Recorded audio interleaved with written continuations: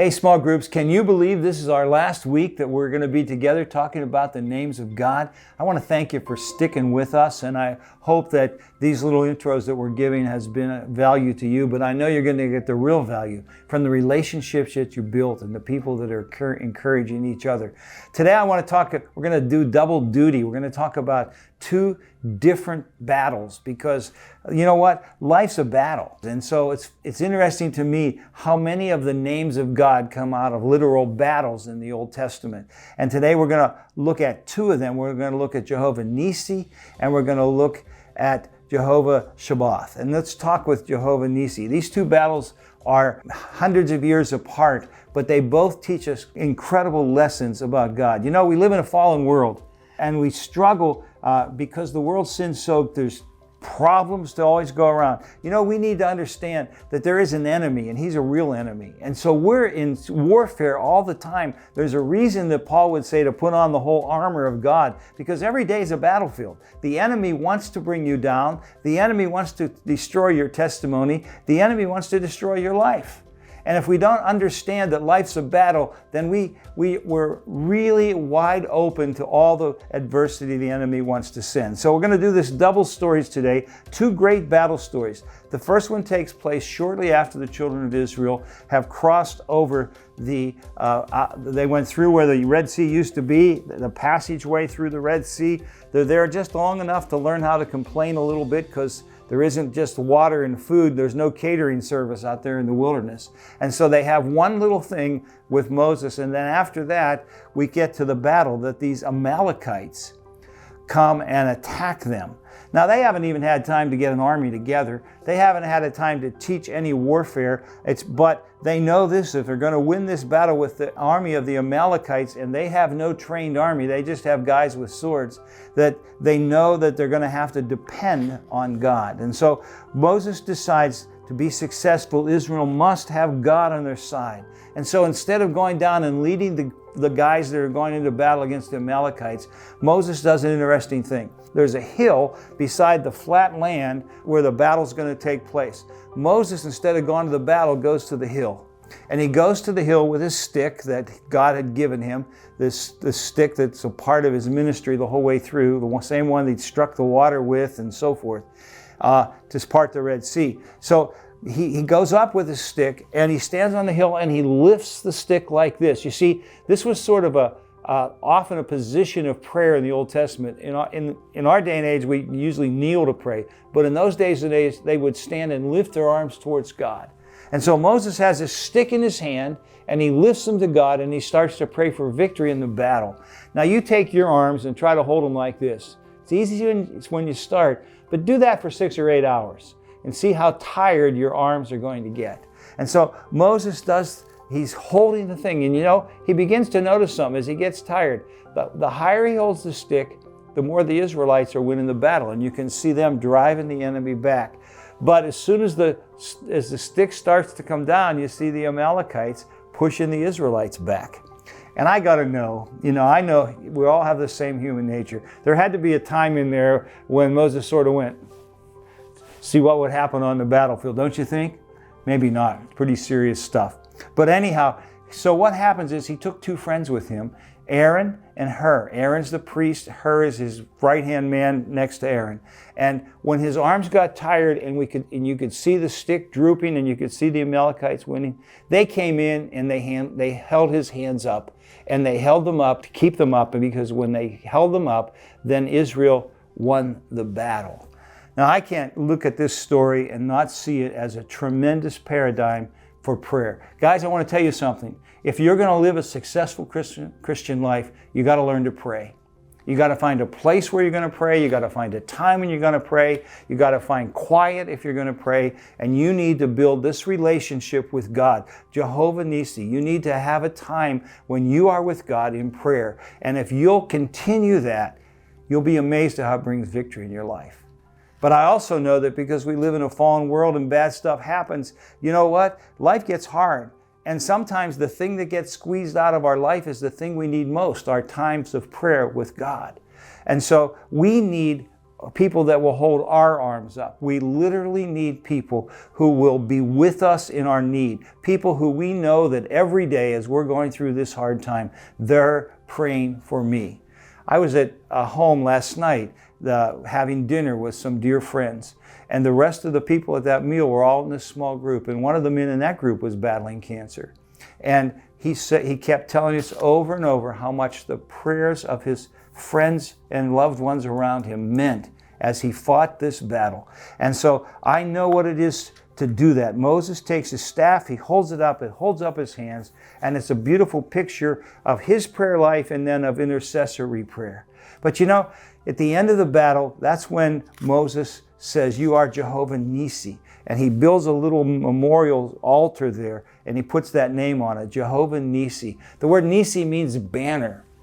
And when I read this passage, everyone doesn't agree with me on this, but as I read this passage, I don't think it means that God has a banner. We can think of times when the troops rally under the flag and charge the enemy, and there's a banner there, or we can see a banner. When I came into the warehouse to do this taping today, I looked up, and all of the values that we have as a church, our 7 values, they're all hanging from the rafters up there like banners. But this doesn't say God has a banner. It says God is the banner. And the thing that we have over us isn't a banner painted on a canvas. It's God over us. He is literally our banner, our covering as we face life. And so I just think it's a great thing to know that when I go into battle, if I have God with me and I'm in prayer with Him, we're going to win the battle because Jesus paid the price. We are so blessed to have with us Colonel Michael Gervin and his wife Susan. They're going to talk about what it is to really trust God in the middle of a battle. You don't want to miss this. Hello, I'm Michael Gervin, and this is Susan Gervin, my wife. So in the U.S. Army, I joined about 27 years ago, and I came in as a private, and now I'm a colonel. I'm commander of an aviation brigade here in the Pennsylvania Army National Guard. And one of the things that come to mind when I think about a commander and any soldier in the Army is selfless service. So we're giving up some of our rights as a United States citizen to be part and parcel to a greater organization, the United States Army. So some of my rights aren't the same as every citizen. And as I swore an oath as a commissioned officer, I can never quit. I have to tender a resignation or a retirement. And that means something, that my superior officers never have to accept that. And so this is a commission for life. And so something along the lines with a commission for life is that you're in it for the long run. And as a commander, there's even more of a special privilege of being a commander, because now I've been entrusted with not only the equipment, but also the sons and daughters of Americans that have entrusted their sons and daughters to be part of this organization. And when you take that kind of responsibility, it's very important. One of the things that as a commander we do in the military and any soldier is we're always putting ourselves in a situation that may cost us our lives. And so we have to think that in the front end of what we do, right? We have to go overseas, we have to serve in capacities that we just don't know what will end up. So there's a lot of trust and faith in our superior leaders and commanders. Yes, and when he's gone, that is definitely a challenge to my faith, where I'm now left behind, not knowing where he's at, not knowing if he's safe sometimes, being back here with the kids, and I have to put my full faith and trust in God that everything is going to be okay. And one of the things that, from my experiences overseas, is that you have to take orders and you have to not question them unless they're immoral or illegal, of course. But we have to act on orders and do our best to perform those orders.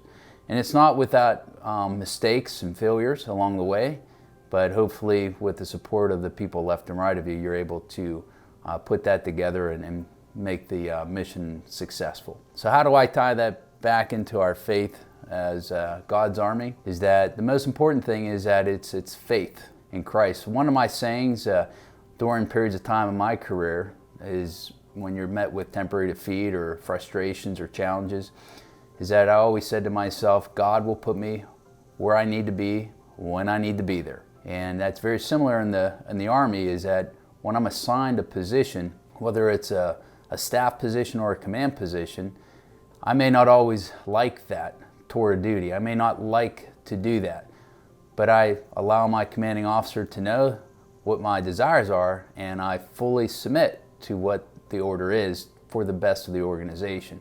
And I see that as my walk in faith, is that God's going to put me where I need, when I need to be there. And sometimes I've questioned, I may have argued with them, but in the long run, when I look back, even with the difficulties that I may have struggled through, is that it worked out for a purpose. And that purpose is still unfolding today. Now, the second story is the one you all know. And so I can be short in telling you about it so you have time to talk about it. But you probably heard of David versus Goliath. And our key verse is 1 Samuel 17:45. Goliath just got done telling Daniel, I'm going to make you vulture food. I'm going to chop you up and the birds are going to eat you. And David isn't shaken by that. He says, you come to me with sword and spear and javelin. That doesn't bother David even though he's got a slingshot. He says, but I come to you in the name of the Lord of heaven's army. That's Jehovah Shabbath. The God of heaven's army is the God of Israel, and you have defiled him. Wow. He says, you think you've got this all wrapped up because I'm a little boy and you're a great big warrior. But you don't, because you're not just fighting me. I'm coming to you in the name of Jehovah Shabbath. Now, an interesting thing happened. Every Bible that I ever read growing up, it talked about the Lord of hosts. And this is one of the most used names, one of the most frequently used names in the Old Testament is the Lord of hosts. But when the New Living Translation came out, they changed it to the Lord of heaven's army. And that's more of a literal thing. Did you know God has an army? And that he uses that army to protect you. You know, we're in a spiritual war, but I'll tell you something, we don't see all the warfare. Because God is around us, protecting us. God sends angels to protect you when we don't even know they're there. We have no idea of the spiritual battle, not that we're in, but that's going on around us. And how God loves us so much that he would literally send out an army to protect me, to keep me, to be with me. And David is positive of the victory, not because he's cool, not because he's good, not because he's got a brand new slingshot and a big stone. He knows God's for him. And I hope we can get in our hearts this incredible knowledge that God's got this. He is the captain of the army of heaven. And he's using all of that to keep us safe and secure until he brings us home. Two great men, Moses and David, two great battles and two great victories because God is involved. He is Jehovah Nissi and he is Jehovah Shabbath. I'll talk about those two battles today and about your battle and how God shows up when you need him. I hope you have a great small group. And thanks for letting me be with you for all 6 of these weeks.